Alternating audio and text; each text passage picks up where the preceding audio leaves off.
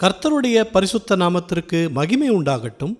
கர்த்தர் நமக்கு இன்றைக்கு தரக்கூடிய நல்வார்த்தை சங்கீதம் 17வது அதிகாரம் 8வது வசனம். கண்மணியைப் போல என்னை காத்தருளும். பிரியமானவர்களே, இன்றைக்கும் நாம் பலவித சோதனையில் அகப்படுகிறோம். பல பயணங்கள் செய்கிறோம். பல நேரங்களில் தனிமையில் இருக்கிறோம். அப்படிப்பட்ட சூழ்நிலையில் இருந்த தாவீது ஜெபித்த ஜெபத்தில் ஒன்றுதான் கண்மணியைப் போல என்னை காத்தருளும் என்பது. கண்களை காக்கும் இமை போல கர்த்தர் நம் எல்லா சூழ்நிலைகளிலும் நம்மோடு இருந்து நம்மை பாதுகாக்கிறார். அதனால் கவலைப்படாதீங்க.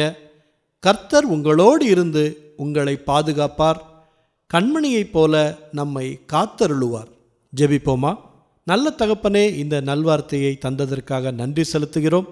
இப்பொழுதும் ஒருவித பயத்துடனும் ஒருவித கலக்கத்துடனும் இருக்கக்கூடிய மக்களுக்காக நாங்கள் ஜெபிக்கிறோம். கண்மணியைப் போல அவர்களை காத்து கொள்ளுங்க. அவர்களுடைய சூழ்நிலையிலிருந்து அவர்களுக்கு ஒரு விடுதலையை கொடுங்க.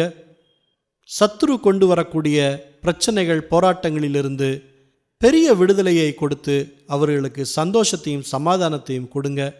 கண்மணியைப் போல அவர்களை காத்து கொள்ளும்படியாக நாங்கள் ஜெபிக்கிறோம்.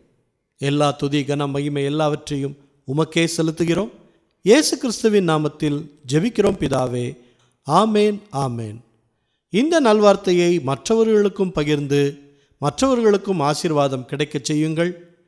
கர்த்தர் உங்களை அளவில்லாமல் ஆசீர்வதிப்பாராக.